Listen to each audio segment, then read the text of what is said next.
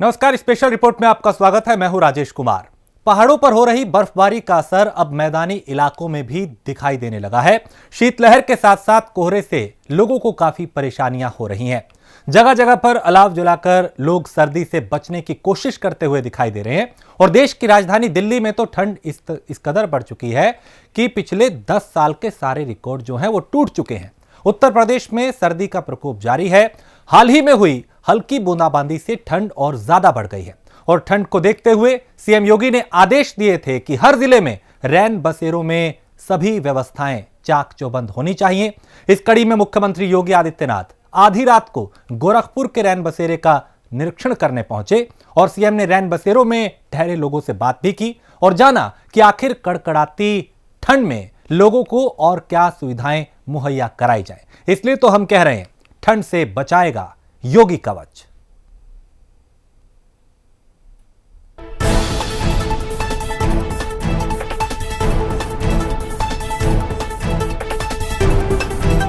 पहाड़ों पर हो रही बर्फबारी का असर अब मैदानी इलाकों में भी खूब देखने को मिल रहा है।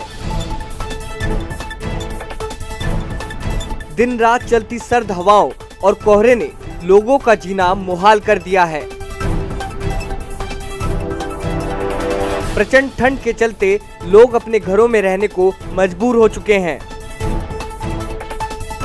दिल्ली और उत्तराखंड में तो ठंड ने बीते 10 सालों तक के सारे रिकॉर्ड धाराशाही कर दिए। इन दोनों राज्यों में इतनी ज्यादा ठंड 2010 में पड़ी थी। उसके बाद से कभी भी इतनी ठंड इन राज्यों में दर्ज नहीं की गई। उत्तर प्रदेश में भी ठंड का कहर लगातार जारी है। हाल ही में हुई हल्की बूंदाबांदी से मौसम और ज्यादा ठंडा हो गया है। सुबह और शाम तो सर्दी इतनी ज्यादा होती है कि बस पूछिए ही मत। हालांकि निचले तबके के लोगों और राहगीरों के लिए सरकार की तरफ से रैन बसेरों का इंतजाम किया जाता है ताकि निचले तबके के लोग और राहगीर इस कड़कड़ाती ठंड में खुले आसमान के नीचे रात गुजारने को मजबूर ना हो। सीएम योगी ने ठंड की शुरुआत में ही आदेश दे दिए थे कि जिला प्रशासन हर जिले में अलाव और रैन बसेरा की व्यवस्थाओं को सुदृढ़ करे ताकि कोई भी व्यक्ति सर्दी में खुले आसमान के नीचे रात बिताने को विवश न हो। और अगर इस कड़कड़ाती ठंड में खुले में कोई ठिठुरता मिला तो संबंधित निकाय के ईओ इसके जिम्मेदार होंगे। ईओ से कहा गया कि control room number railway station और बस स्टैंडों पर दर्ज कराएं। लोग जरूरत पर कंट्रोल रूम के माध्यम से रैन बसेरे तक पहुंच सकें।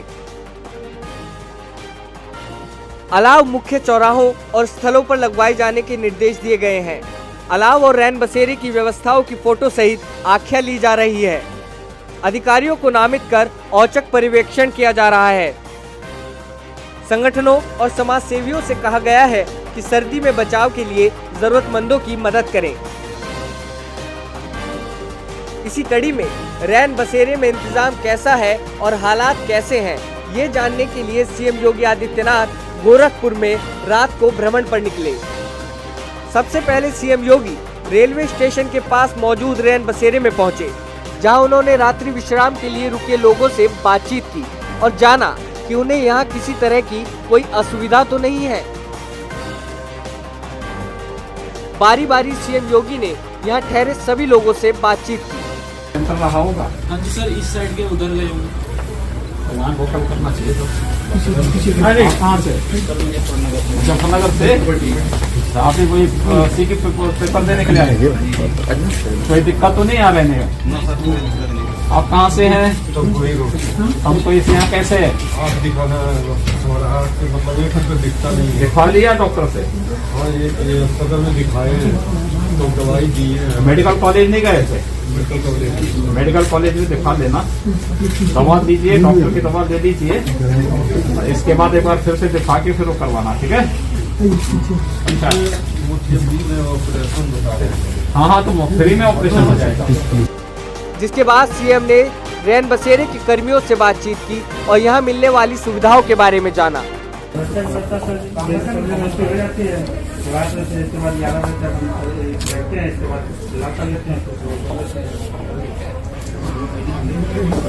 महिलाओं का भी है यहाँ पे सर ऊपर वाला फ्लोर है है ऊपर महिला उनके लिए अलग से वार्डन है, देखते रहते हैं, कोई समस्या नहीं। गाड़ियाँ वगैरह सब साफ सुथरी रहती है, कोई दिक्कत नहीं। और अगर इससे अतिरिक्त लोग आएंगे तो उनके लिए क्या व्यवस्था सर? हमारे पास रजाई गद्दे रखे हुए हैं, अगर जैसे ऊपर से हमें होगा कि इन लोगों की व्यवस्था कर दिया जाए तो हम ऊपर नीचे अपना आदेश कर लेते हैं, जैसे कर दी चुका था तो कर आदेश कर दिया और ज्यादा निरीक्षण करने के बाद सीएम रेलवे स्टेशन के सामने रहने वाले गरीबों के पास पहुंचे, जहां सीएम ने उन्हें कंबल भेंट स्वरूप प्रदान किए।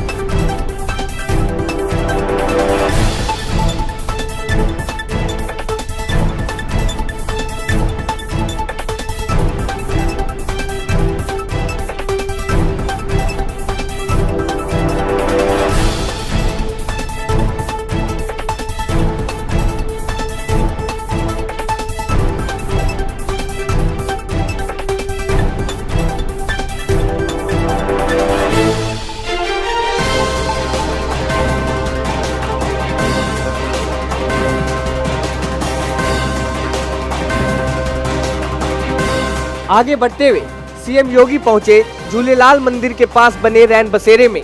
यहां पहुंचकर सीएम ने मौजूद लोगों से बातचीत की और कंबल वितरित किए।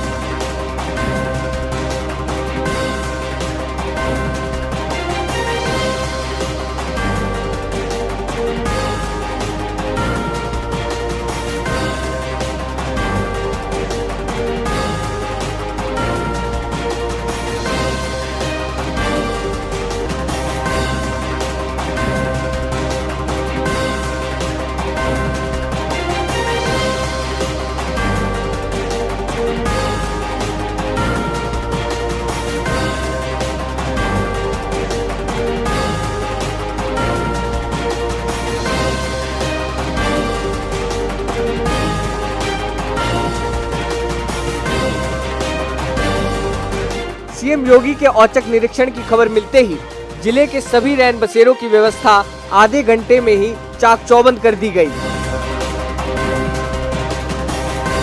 बाबा राघवदास मेडिकल कॉलेज, बशारतपुर, शिवपुर, शहबाजगंज समेत 13 रैन बसेरों की व्यवस्था देखने खुद नगर निगम के अफसर पहुंचे। धर्मशाला रैन बसेरे में शौचालय की व्यवस्था नहीं है। मुख्यमंत्री के निरीक्षण को देखते हुए बगल के सुलभ शौचालय को रात में खोला गया। सहायक नगर आयुक्त वैभव त्रिपाठी के निर्देश पर मास्क, सैनिटाइजर, रूम फ्रेशनर की व्यवस्था करने के साथ ही सभी चादरों को भी बदला गया। यूपी में ठंड और शीतलहर का कहर बढ़ता जा रहा है, जिस कारण यूपी के कई शहरों में जिंदगी की रफ्तार पर रोक लग गई है। आपको बता दें कि जिस तरीके से पारा न्यूनतम लखनऊ का 4 डिग्री रहा, उस स्थिति में लोगों के लिए केवल एक रास्ता बचा है, घर में दुबक कर बैठना। और उस दुबक के बैठने में अलाव और चाय की चुस्की ही उनकी अंतिम समाधान दिखाई दे रहा है। इस कड़ी में बता दूं कि लखनऊ में जिस तरीके से पारा लगातार गिर रहा है, उस स्थिति में आम जनमानस के लिए काफी समस्याएं आ रही हैं। काफी समस्याओं से जूझ रहे आम जनमानस ये सोचने पे विचार कर रहे हैं कि रोड पे निकले तो आखिर किस कंडीशन में निकले, कैसे निकले। हालांकि सबसे अधिक दिक्कत उन लोगों को हो रही है जो खुले आसमान के नीचे अपनी जिंदगी को बसर कर रहे हैं। उनकी समस्या अमूमन ये दिखाई दे रही है कि आखिर वो क्या ओढ़े, क्या पहने और कहाँ रहे, क्या खाएं। हालांकि रैन बसेरा की व्यवस्था सरकार ने उनके लिए कर रखी है, लेकिन ठंड इतना ज्यादा है कि उनके लिए वो भी मुश्किल साबित हो रहा है। आपको दिखा दें कि इस समय अम्बेडकर पार्क चौराहे पे हम लोग खड़े हैं और लखनऊ के अम्बेडकर पार्क चौराहा कभी पॉश इलाकों में सबसे एक माना जाता है, जहां पे उसकी भीड़ और रस की वजह से फेमस है, जहां पे हजारों की संख्या में भीड़ लगती थी। आज वहां आपको दिखा दें कि यहाँ पे बिल्कुल सन्नाटा पसरा हुआ है और ठंड इतनी है कि हर जगह जहां पे रोड पे लोग दिखाई देते थे, वहां पे रोड केवल दिखाई दे रही है, लाइटें दिखाई दे रही है और गाड़ियां दिखाई दे रही हैं। लोग पैदल चलने के लिए दुश्वार है, मुश्किल उनके लिए हो रही है, पैदल चलने के लिए उनको मुश्किल हो रही है। और इतना ही नहीं, ठंड की वजह से आम आदमी यह सोच रहा है कि किस तरह अपने जीवन को बसर किया जाए। आपको इतना ही नहीं, राज्य सरकार ने कई व्यवस्थाएं, मौसम विभाग ने कई निर्देश जारी किए हैं इस ठंड से बचाव के लिए। कैमरामैन सौरभ श्रीवास्तव के साथ नंदन श्रीवास्तव, प्राइम न्यूज, लखनऊ। तो आपने देखा कैसे दिल्ली वासियों को ठंड सताने लगी है, और अब आपको दिखाते हैं कि आखिर देवभूमि कहे जाने वाले उत्तराखंड का क्या हाल है। यहां ठंड लोगों को किस तरह से सता रही है, साथ ही ठंड से बचाव के लिए नगर निगम ने कितना इंतजाम किया है, ये रिपोर्ट देखिए।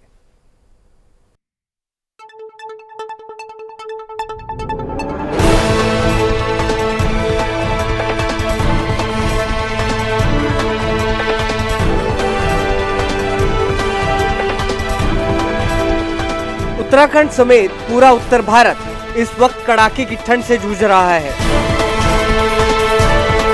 ऐसा लगता है कि सर्दी का सितम अभी लोगों को और परेशान करने वाला है। बात करें उत्तराखंड के पहाड़ी जिलों की, तो कई जगह पर तापमान माइनस से नीचे चला गया है।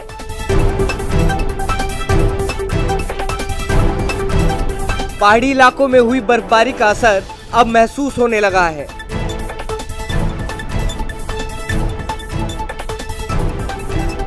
बीती रात उत्तराखंड में ठंड ने पिछले 10 दिनों का रिकॉर्ड तोड़ दिया। हाड़ कपाने वाली ठंड ने सभी लोगों को घरों में कैद होने पर मजबूर कर दिया।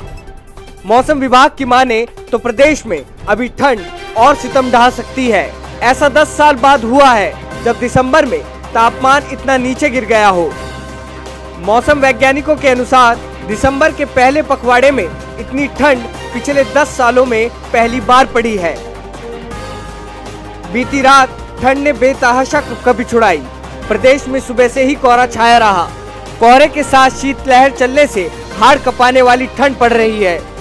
दिन में थोड़ी देर के लिए धूप तो खिली, लेकिन ठंड से राहत नहीं मिल पाई।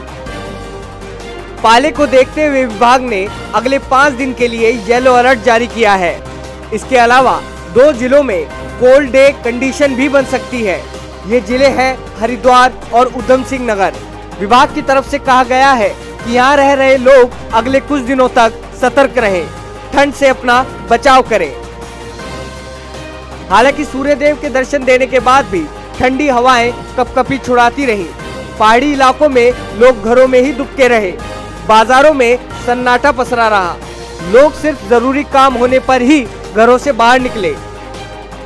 पहाड़ों पर पाले से परेशानी बढ़ी है, तो वहीं मैदानी इलाकों में कोहरे का कहर जारी है।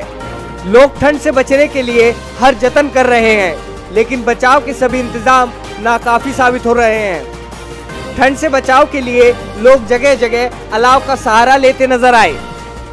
हरिद्वार जिले के लोगों का कहना है कि नगर निगम की तरफ से ठंड को लेकर कोई इंतजाम नहीं किए गए हैं। रेलवे स्टेशन और बस अड्डों पर अभी तक नगर निगम ने रैन बसेरों की व्यवस्था नहीं की है, जिसकी वजह से यहाँ लोग खुले आसमान के नीचे अलाव जलाकर सर्दी से बचने की कोशिश कर रहे हैं। ये है नेशनल हाईवे 58 और आप देख सकते हैं कि सर्दी का प्रकोप लगातार धर्मनगरी हरिद्वार में बढ़ता जा रहा है। और इस समय आप देख सकते हैं जो आसमान से जो ओस पड़ रही है वो काफ़ी मात्रा में पड़ रही है और ठंड इस कदर है कि कभी छूट रही है, जिसको लेकर लगातार जो लोग हैं वो अलाव का सहारा ले रहे हैं। आप देख सकते हैं रोड के किनारे ही कुछ लोग हैं जो लगातार यहाँ ताप रहे हैं और ठंड से अपने आप को बचाते हुए नजर आ रहे हैं। इस समय हरिद्वार में हमने कई जगह हमने देखा कि जो लोग हैं लगातार वो अपने आप को बचाने के लिए लगातार अलाव का सहारा ले रहे हैं। हालांकि अभी जो है नगर निगम ने इसकी पूर्णतः व्यवस्था नहीं की है। लगातार लोगों का साफ तौर पर यही कहना था कि जिस तरह से लगातार ठंड यहाँ पर पड़ रही है उसको लेकर अधिकारियों सहित वो लोग गुहार लगा चुके हैं, लेकिन कोई भी जो नगर निगम के अधिकारी हो चाहे प्रशासन हो, अभी तक किसी ने भी धर्मनगरी हरिद्वार में अलाव की व्यवस्था नहीं कराई है। जहाँ पर रेलवे स्टेशन के आसपास, बस स्टैंड के आसपास कई जो लोग हैं लगातार ठंड से जूझते हुए नजर आए। साफ तौर पर उनका भी यही कहना था कि कम से कम प्रशासन को इन जगहों पर अलाव की व्यवस्था करानी चाहिए थी। लेकिन जिस तरह से लगातार ठंड बढ़ रही है, पहाड़ों पर बर्फबारी हुई है, उसके बाद जो है मैदानी क्षेत्रों में ठिठुरन बढ़ गई है। और लगातार कहते हैं कि ऐसी सर्दी में जो लोग हैं,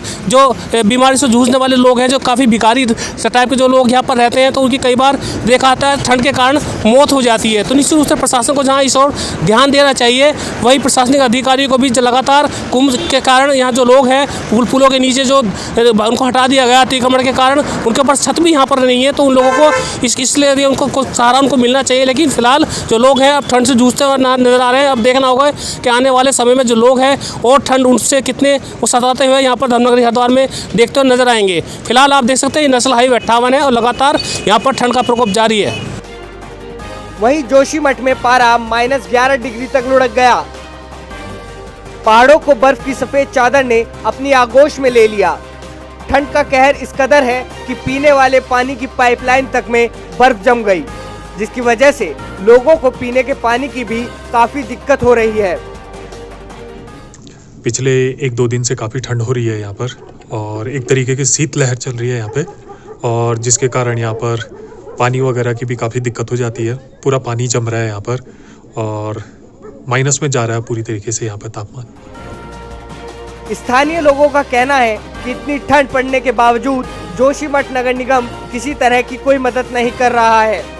नगर निगम की तरफ से ना तो अलाव की व्यवस्था की गई है और ना ही रैन बसेरों की। ऐसे में गरीब आदमी जाए तो जाए कहाँ। इस साल में 2 बार तो बर्फबारी हो चुकी है, बहुत ठंडा हो रहा है। सूर्यास्त के बाद में तो यहाँ रहना भी बहुत मुश्किल हो पा रहा है। यहाँ पे कोई व्यवस्था नहीं है, किसी तरह से अलाव वगैरह का भी जो भी है वो करवाया जाए। ये कहना तो बड़ी मुश्किल है। यहाँ पर मेरे यहाँ से 0 डिग्री तापमान से नीचे शीतलहर चल रही है। और मैं सीमांत गांव करसों से हूँ और हमारे यहाँ पानी भी के नल भी वो हो चुके हैं, जो बिल सील्ड हो चुके हैं, जिस कारण की सरकार से निवेदन है कि अलाव की मिट्टी तेल की व्यवस्था की जाए। हालांकि भारी बर्फबारी से पर्यटन कारोबारी बेहद खुश दिखाई दे रहे हैं।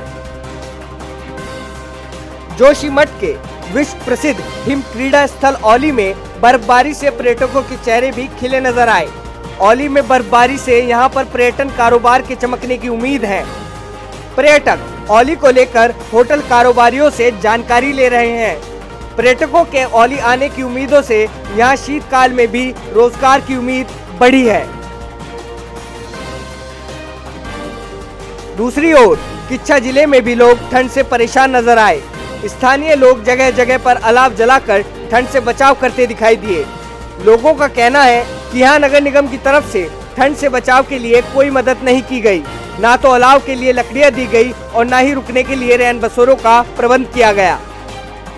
हम ये कह रहे हैं कि इस बार जो सबसे ज़्यादा ठंड जो है कई सालों से इस ठंड ने रिकॉर्ड तोड़ दिया है और सबसे ज़्यादा इस बार ठंड पड़ रही है, जिसमें गरीब आदमी बड़ा परेशान है। ना नगर पालिका की ओर से कोई लकड़ियों की सुविधा है, ना कुछ है। ठीक है, अपने अपने अधिकारी ऑफिस में अपने हाथ सेक रहे हैं और किसी गरीब की तरफ ध्यान नहीं कर रहे हैं। ठंड तो मुझे लग रहा है हर बार के हिसाब से इस बार सबसे ज़्यादा पड़ रही है। और रही बात अलाव की, तो ना ही नगर पालिका से अभी तक कुछ आया है, ना ही, और इलेक्शन सर पर है और इस पर किसी पर भी कोई ध्यान नहीं दे रहा है। बढ़ती ठंड से लोग परेशान हैं और नगर निगम है कि सुध लेने को तैयार नहीं। अब आपको लेकर चलते हैं उत्तराखंड के रुड़की में, जहां की तस्वीर देखकर आपका भी दिल पसीज उठेगा। कड़कड़ाती ठंड में एक महिला अपने परिवार को लेकर गंग नहर के किनारे सोने को मजबूर है, जिसके पास ना तो ओढ़ने को कंबल है और ना ही खाने को 2 वक्त की रोटी। लेकिन वो मजबूर है, आखिर जाए तो जाए कहाँ, मदद मांगे तो किससे। खड़े हुए हैं रुड़की की गंग नहर के किनारे। ये एक पुल है जहाँ से हर वक्त NH 73 के वाहन आते जाते हैं।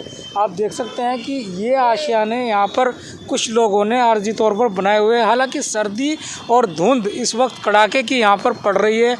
बात करें रुड़की क्षेत्र की, तो यहाँ पर सुबह धुंध होती है और रात तक यहाँ पर धुंध का माहौल रहता है।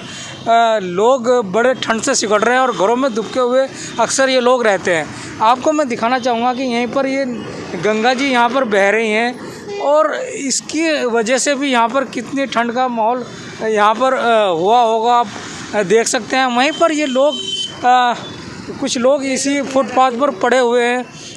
बड़ी शर्मनाक बात है कि कोई जनप्रतिनिधि शायद इनको नहीं देख पा रहा है। सभी की आंखें मूंदी हुई हैं, रात हो या दिन ये लोग इसी फुटपाथ पर यहीं पर लेटे रहते हैं, यहीं पर इन्होंने अपना रैन बसेरा बनाया हुआ है। हालांकि अगर बात की जाए, जनप्रतिनिधि दावे करते हैं कि हमने रैन बसेरे बनाए हैं, तमाम सुविधाएं गरीबों के लिए दी है, पर कोई सुविधा यहाँ पर इन लोगों को देखकर, ख़ास तौर पर देखकर तो नज़र नहीं आती। इन्हीं से जान लेते हैं कि कौन लोग हैं और यहाँ किस तरह से अपना जीवन यापन ये कर रहे हैं। क्या नाम है, कहाँ से आए हो आप? मेरा नाम जवेदा है। कहाँ की रहने वाले हो? मैं कलकत्ता के। तो यहाँ पर फुटपाथ पर आप पढ़ते हैं, लेटते हैं, रहते हैं, रात को किस तरह से कैसे करके काट रहे साहब? कोई है ही नहीं, किसी करके कोई सिरत से ज़िंदगी काट रही है। क्या ठंड नहीं लगती? ठंड तो लगता, क्या किया जाए, आप लोग को सहारा में बैठी पड़े हन, गरीबी हन, कोई है ही नहीं, कहाँ जाएंगे साहब, आप ही लोग का आस्थाना में पड़े हन। तो रात को भी यहीं पर? हाँ। कोई रैन बसेरा कहीं जाते नहीं रहे? नहीं। कोई आया है यहाँ पर आपको पूछने को? नहीं। क्या किस तरह से जीवन यापन करते हैं? खाना कैसे खाते हैं आप लोग? जैसे कभी कोई आता है तो 2 रोटी दे जाता है तो उसको खा के जीता है। जैसे नीचे गंगा बह रही है और यहाँ पर आप सड़क किनारे पड़े हैं, तो आपको ठंड नहीं लगती जितना कड़ाके की ठंड है? ठंड लगता है, मगर क्या करो, आप लोग के जिए से हम लोग यहाँ जिए हैं। तो एक शख्स और हमारे साथ यहीं पर मौजूद है जो कि यहाँ से गुजर रहे थे। उनसे जान लेते हैं कि इन लोगों की पीड़ा कितनी है, क्या लगता है। जिस तरह से यहाँ पर लेटे हुए हैं, ठंड से 2-4 हैं, तो क्या लगता है किस तरह का जीवन इनका मानेंगे? सर, मेरी आपसे एक ही निवेदन है जिला प्रशासन से, ये आदमी जो सड़क पर पड़े हुए हैं, कितने ठंड लगती है, ठंडा है, ठंडा मौसम है, इनको रैन बसेरा तो नहीं है, इनको लकड़ी की या अन्य सुविधाएं इन लोगों को दी जाए। मैं तो इन लोगों का, आप लोगों का बहुत ही आभारी हूँ जो आप लोग इनकी पीड़ा को समझते हैं। नगर निगम, ज्वाइंट मजिस्ट्रेट या कोई पुलिस, अन्य कोई भी किसी किस्म का कोई प्रतिनिधि इसमें इनका सहयोग नहीं करता। ये आदमी बहुत ही गरीब हैं। गरीब क्या, मैं देखता हूँ, मैं घूमने के लिए आता हूँ तो ये देखता हूँ ये आदमी कितने परेशान हैं, कितने हैं। तो मेरी जिला प्रशासन से, नगर निगम से यही निवेदन है, इनकी तरफ ध्यान दिया जाए, इनकी भोजन की व्यवस्था की जाए। भोजन तो जनप्रतिनिधि भी और भी लोग दे देते हैं। तो मेरी यही आपसे निवेदन है, इन्हें कपड़ा और अन्य सुविधा और ये जो है जो तो लकड़ी की सुविधा जो नगर निगम से मिलती है। तो मेरी मेयर साहब गोयल से भी यही निवेदन है, आप इन लोगों को ध्यान देखो, आप इनका भ्रमण करो, रात्रि में आकर इनका देखो, भ्रमण करो। और भी आए, बत्रा जी भी आए या और जो अन्य आदमी है वो आए, इनके देखो, इनको कंबल भी दिया जाए, इनको और सुविधाएं भी दिया जाए। हालांकि अगर बात करें, आम रोड है, यहाँ पर सभी लोग चलते हैं, तमाम जनप्रतिनिधि, प्रशासनिक अधिकारी यहाँ से गुजरते होंगे, वो भी इन्हें देखते हैं। तो क्या मानते हैं कि वो उन्होंने देखा क्या है इन्हें? ये मैं तो यही मानता हूँ, जनप्रतिनिधि, पुलिस अधीक्षक भी है भी और भी अन्य सभी लोग यहाँ से गुजरते हैं। शायद मेरे हिसाब से मंत्री जी भी यहाँ से गुजरते हैं। यह रोड ही देहरादून रोड है, तो इनकी तरफ कोई ध्यान नहीं दिया जाता। तो मेरा यही सबसे निवेदन है, मैं सबसे हाथ जोड़ कर यही प्रार्थना करता हूँ, मेरे साथ सभी प्रशासन सभी इनकी तरफ ध्यान दिया जाए, गरीब आदमी है। तो कहीं ना कहीं अगर बात करें तो NH 73 पर ये लोग यहाँ पर मौजूद हैं और रात दिन यहीं पर लेटे रहते हैं, सोते हैं, उठते हैं, बैठते हैं, खाना तक यहीं ये लोग बना लेते हैं। तो अगर बात की जाए जनप्रतिनिधियों की, तो तमाम जनप्रतिनिधि यहाँ से गुजरते होंगे, क्या वो अनदेखा कर रहे हैं? ये एक बड़ा सवाल उठकर खड़ा होता है। हालांकि यहाँ से अगर बात करें, कुछ ही दूरी पर गंगनहर कोतवाली भी है। हालांकि पुलिस प्रशासन के तमाम अधिकारी भी यहाँ पर पहुँचते हैं, पर कोई भी इन लोगों की तरफ देखने को तैयार नहीं। अब ये सोचने वाली बात है कि आखिरकार किस तरह से ये लोग जीवन यापन कर रहे हैं और कितना भयभीत इनका ये जीवन यहाँ पर व्यतीत हो रहा है। मैं अरशद हुसैन, प्राइम न्यूज़, रुड़की। और इसी के साथ स्पेशल रिपोर्ट में फिलहाल इतना ही। देश प्रदेश की बाकी खबरों के लिए आप देखते रहिए प्राइम न्यूज़।